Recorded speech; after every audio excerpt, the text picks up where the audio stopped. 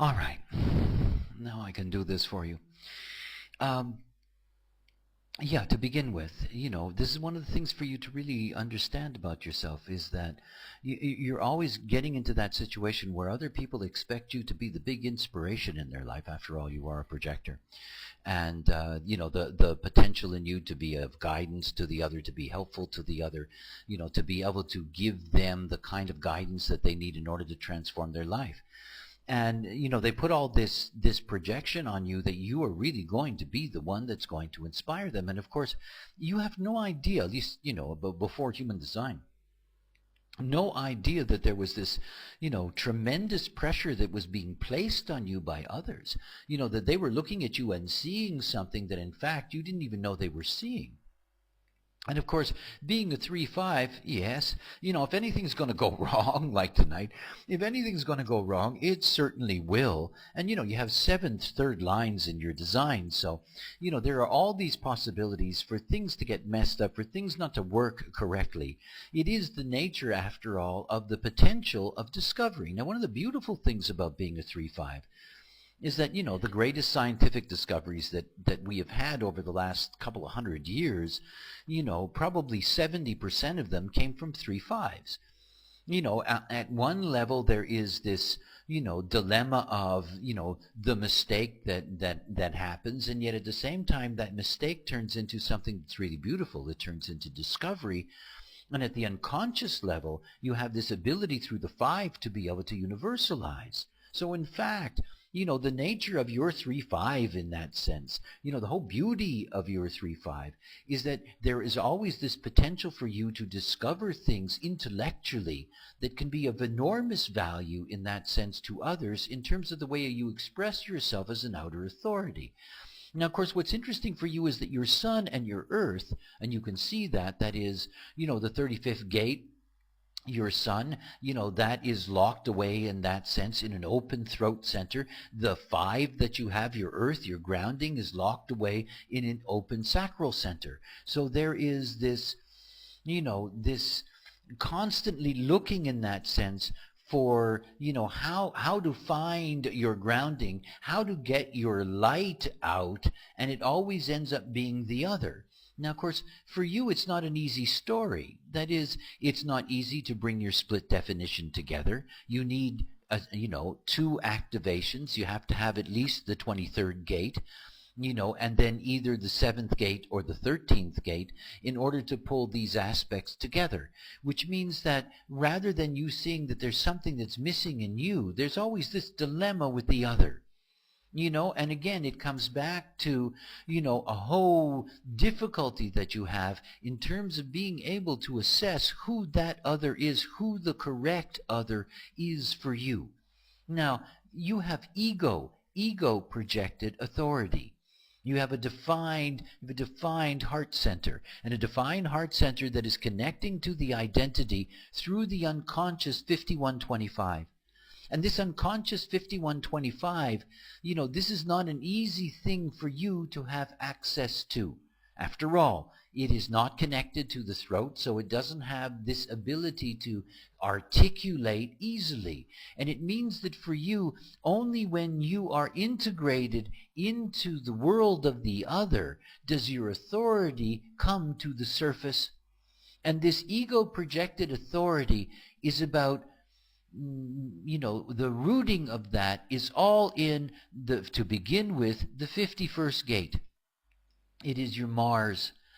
And it says in times of crisis, when everybody around you is confused and in disorder, that you have the ability not to succumb to the panic, that you have the ego to meet challenges alone. Now, it's interesting for you to see. And it's important for you to recognize that the challenge that you're going to meet alone is the challenge of waiting for the right forces to engage with. It's always about waiting for the right forces to engage with. I mean, this is the thing that's so important about being a projector. Everything about being a projector is that the projector is constantly being put at, in the defensive, at the defensive by the beings that are around them in their life. The projectors that are unaware of their nature, are unaware of what it is to be a projector, they're the ones that suffer so deeply because they have no way of discerning who really belongs in their life. I mean, the interesting thing is that if you look at your Mercury, your Mercury is all about, recuperation. It's about when innocence is sapped of vitality, healing is the first priority.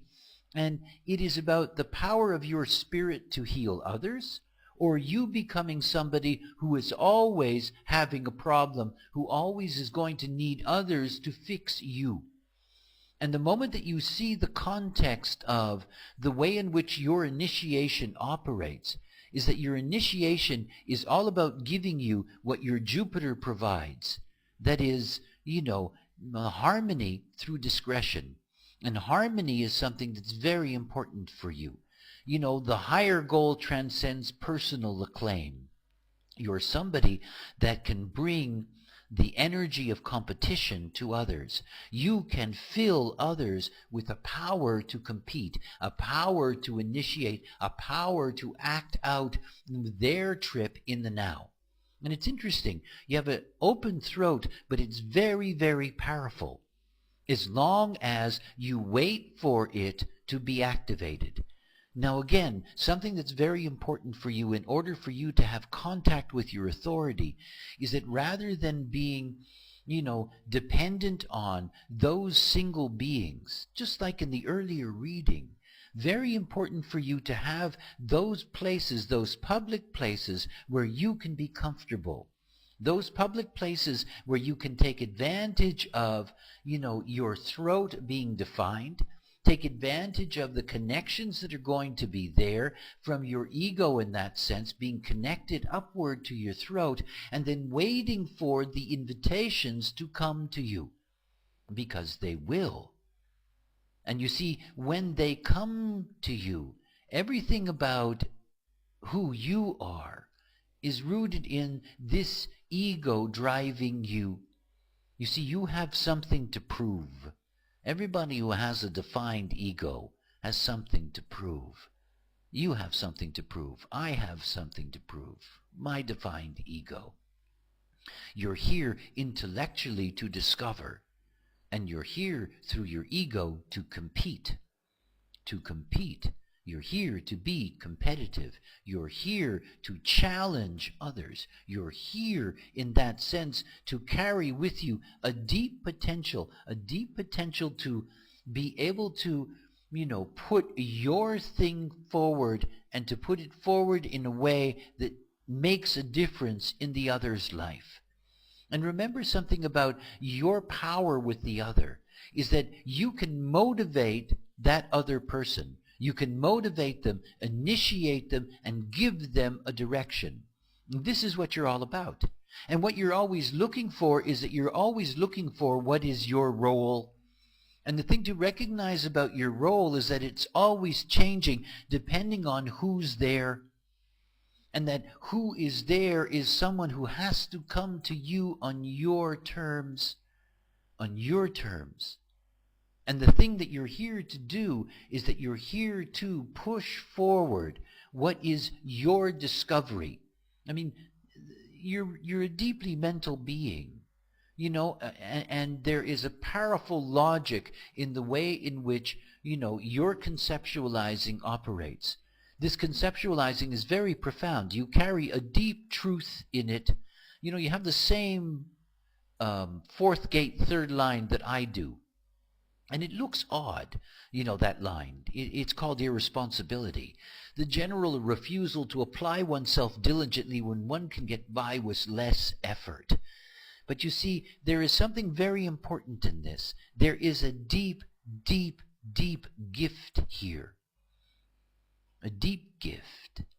That gift is to be able to make your way in this life with your mind.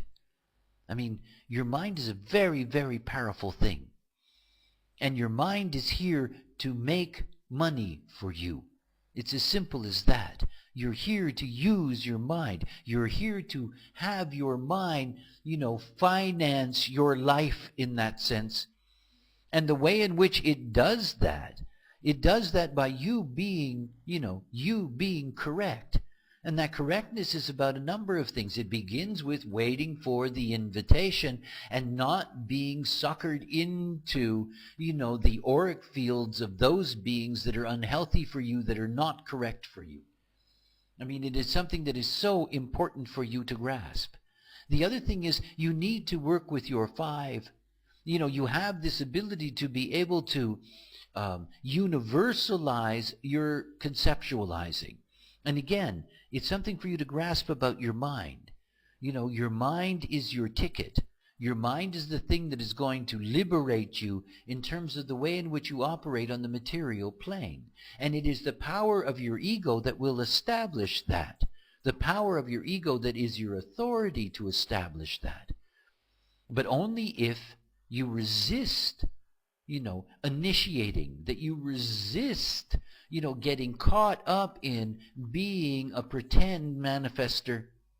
Because this is something that will enslave you, that will drain you of your energy, that will keep away from you the deep potential in you to be able to have the time to work with your mind. You're here to work with your mind. And you need, one of the things that you need to discover is the power of your fifth gate. The power of your fifth gate is to find those habits for you. Now, it's the line of compulsiveness. You need to get out in the world. You need to get out in environments where you are made whole by the energy environment around you, without that energy environment becoming personal, so that you can wait for those particular moments in which your seductive power, because, again, it's something to grasp, your mind is deeply, deeply seductive to the other. It carries with it all of the qualities of, what is deep inspiration. And you see, it's the authority and sincerity of purpose to pursue the values, and to keep those values and to hold on to your values. And it's everything about the way in which your mind works is discovering, penetrating, digging into, discovering what values are correct for you and what is there and what can be promised in that. You see, you can be so helpful for others in being able to distill what they need to grasp and what they need to understand. And to be able to do that in such a unique fashion. To be able to do that in a way that is really extraordinary. That is the step-by-step adaptation to relationships. You have to be very, very careful about the way in which you deal with others. You have a gift for knowing. And you have a unique insight, but you have to be very careful about who you share it with. And again, it goes back to the same thing. It goes back to you having the ego power to be able to have an identity strong enough that you can defend your unique mental process. See, you see things differently. You're a heretic after all. Those fifth lines, those 7 fifth lines that you have, there is deep heresy in you. And you either burn at the stake, or you change the world around you, or you change the beings that are around you. That power is there. Once your throat is turned on, there is this tremendous capacity in you to be able to articulate. But again, it is all about whether or not you are going to be dealing with the right beings. It's always been your dilemma. It's always been the problem. It's the other that has always been the problem for you. Now is the time for you to be deeply, deeply, deeply discerning. Deeply discerning. You do not let anyone directly into your life unless they are correct for you. They have to invite you. And in the now, it has to be correct for you. There is no other way. It is not something you're unemotional. It is not something that you're here to wait for. And it also says that your relationships in the now are just that. They don't have to be carried forward. They don't have to become lifelong relationships. These are very special unions that can arise out of you to release those things that are necessary in you. to release the skills that are there, the capacity in you to be able to articulate your leadership, to be able to give, your revelation, what has been there in your consciousness field, what you have processed through your consciousness field. Remember that when everybody else is in turmoil, you can penetrate that. When everybody else is in panic, you can see through that. And all of those things are things that are there for the moment, and only for the moment. It's always about the other.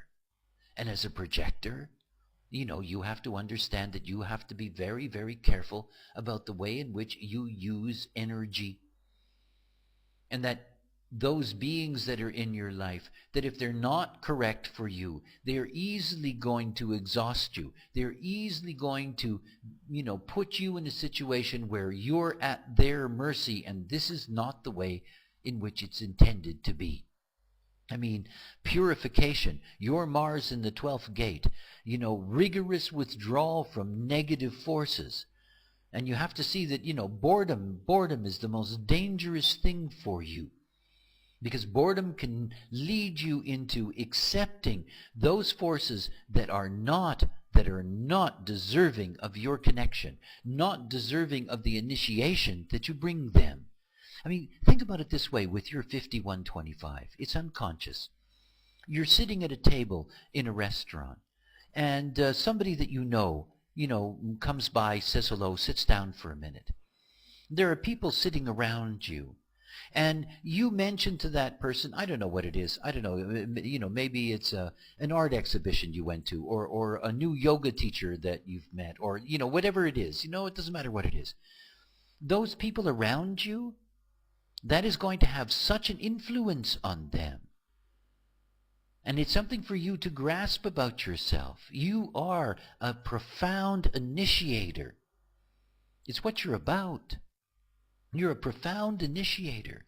And what you can initiate in others is true healing. It's all there. It's not something that your identity, you can see, is all unconscious. It's not who you think you are.